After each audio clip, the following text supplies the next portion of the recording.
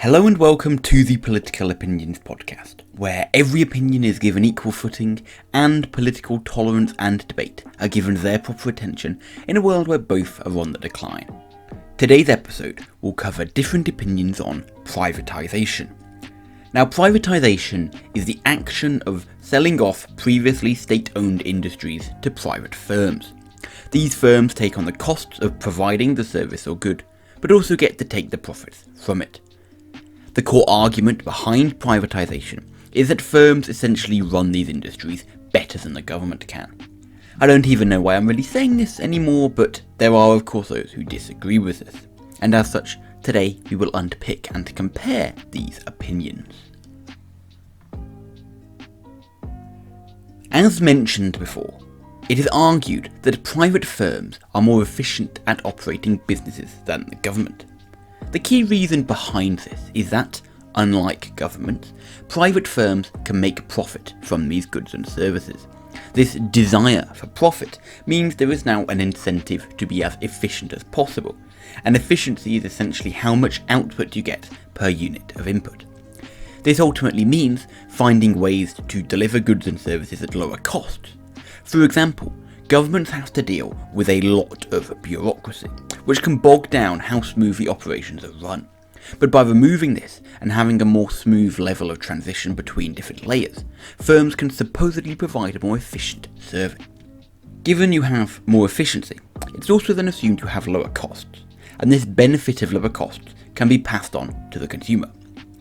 I think it's fair to say none of us really like paying lots of money for water, electricity, trains, and so on. Luckily for us, the glorious god of economic Adam Smith himself has allowed us to have cheaper products through privatisation, at least in theory. Efficiency allows cost to fall, which in turn allows firms to pass on said cost drop to lower prices for the consumer. Furthermore, it is argued by some that private firms actually provide better quality products in order to be more competitive and make more profit. It's the perfect solution, therefore, lower prices with better quality. I just wish someone would tell that to the train companies. Now, of course, as any Jeremy Corbyn supporter would preach, the idea of critical industries such as water, electricity and the internet being run for profit is a corruption of our society. Others, however, view this differently. They argue that the motivation behind a company ultimately doesn't matter, but rather the outcome of said company's actions is what matters.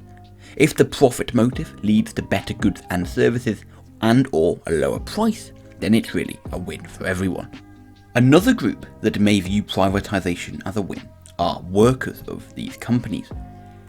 Anyone in the UK at the moment will be aware of the rising tension between the government and NHS staff over pay rise disputes. It is claimed that this doesn't occur with private companies. It is often well known that the private sector generally pays better than the public sector due to more efficient allocation of resources. Furthermore, this higher pay may attract better skilled workers who didn't wish to work for the government.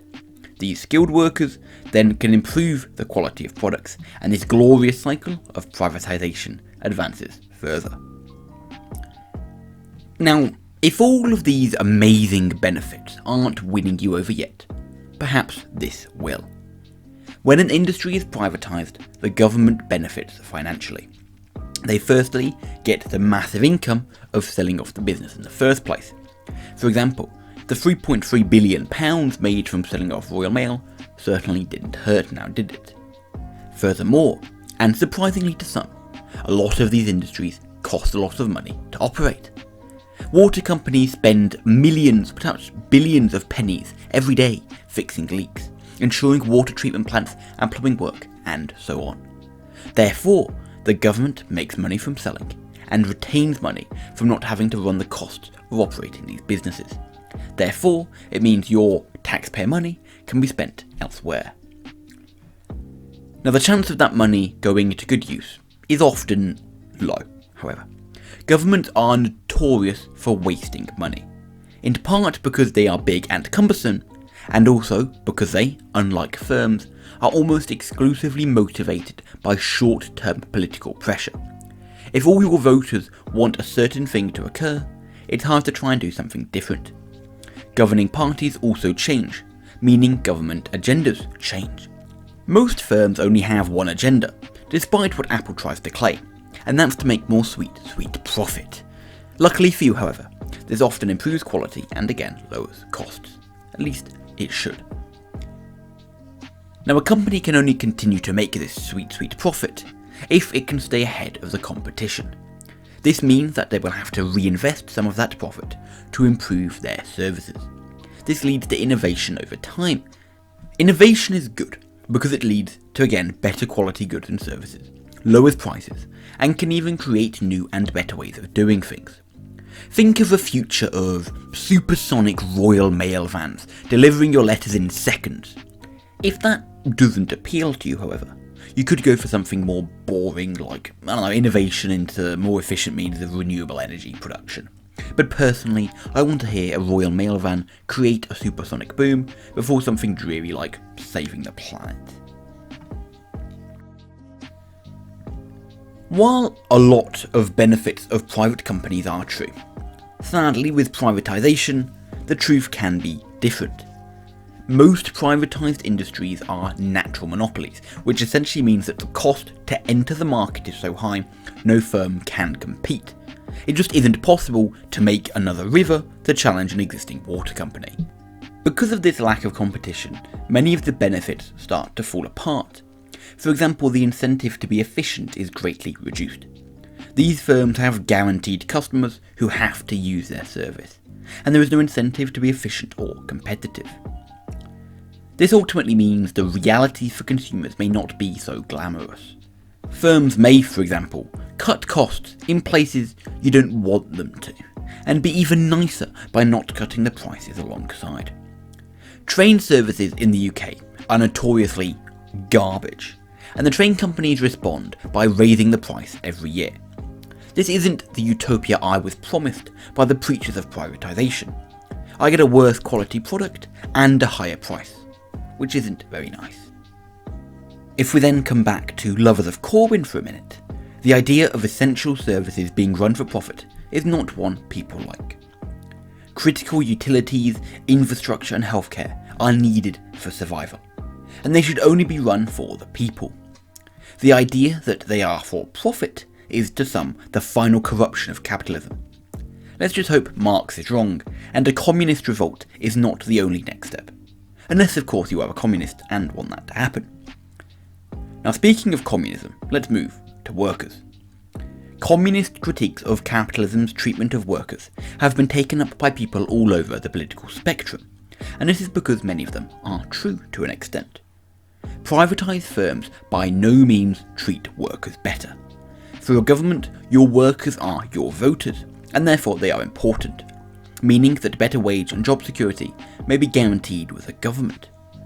You may not be paid as much in public sector work, but nor will you have to piss into a water bottle instead of a toilet because your breaks simply aren't long enough. Peeing in water bottles, however, might be worth it if costs could improve. However, they often don't, sadly. Privatised firms often charge people for more than just operational costs, unlike a government.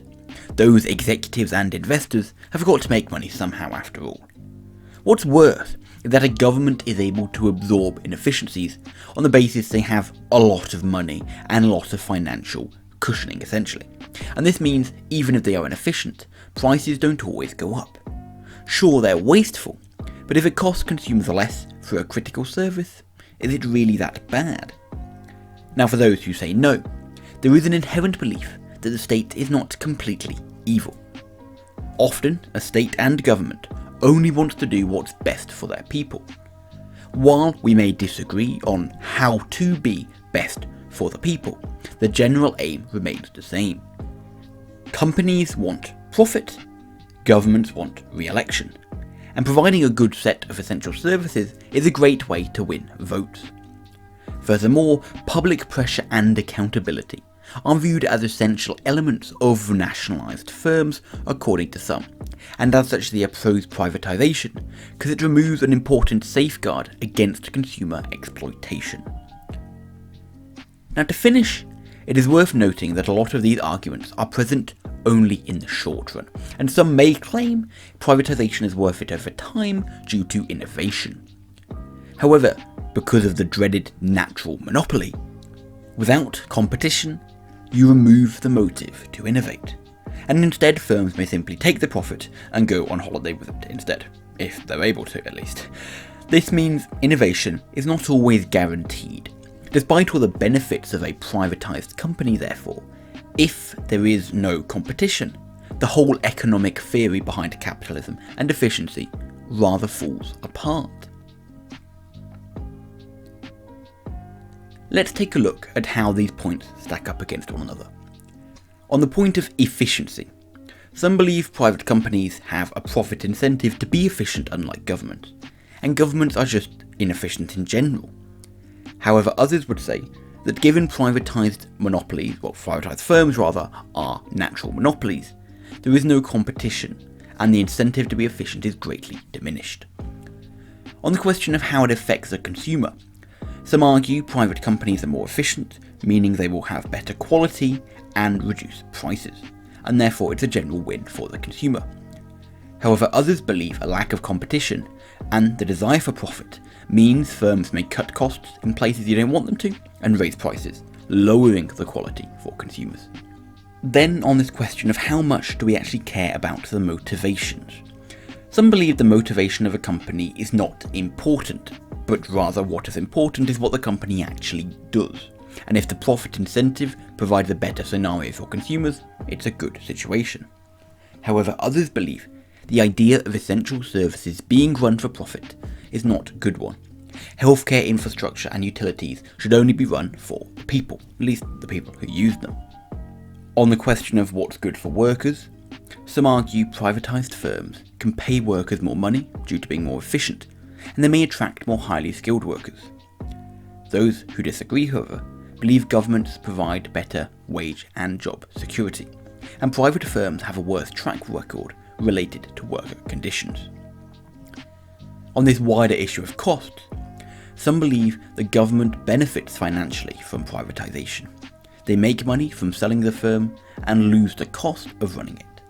However, those disagreeing would say privatised firms charge consumers for more than just operational costs, which governments don't do, and governments can also absorb inefficiencies without increasing prices, unlike firms. On the general point of the government, some believe the government is motivated only by short-term political pressure, meaning they cannot operate a business as well as a firm can. Others believe the government's only aim is to provide a good service for the population, and political pressure alongside accountability ensure this, unlike with private companies. And finally, on this point of innovation, some believe the profit motive means firms will have to continually innovate, and governments run industries that get stagnant over time because there is no pressure to improve. However, those disagreeing believe a lack of competition with natural monopolies means innovation is not guaranteed, and firms may instead keep the extra profit for themselves. Overall then, those who support privatisation believe private companies are far better than the government at running firms. Privatisation will lead to a win for all, with better quality goods and services at a lower price. Those disagreeing, however, argue that due to structural market factors, i.e. no competition, private firms in traditionally nationalised industries won't have the traditional benefits of a private firm seen instead of public ownership, and in some cases, consumers may even suffer from the never-ending drive for profit. With most key industries in the UK already being privatised, it will be interesting to see where we go from here. Will it be even more privatisation and the shrinking of the state, or a retreat back to nationalisation? Only time will tell. As always, I would love to hear your thoughts on the topic in the comments or on Twitter. Be sure to check back on Monday for another episode.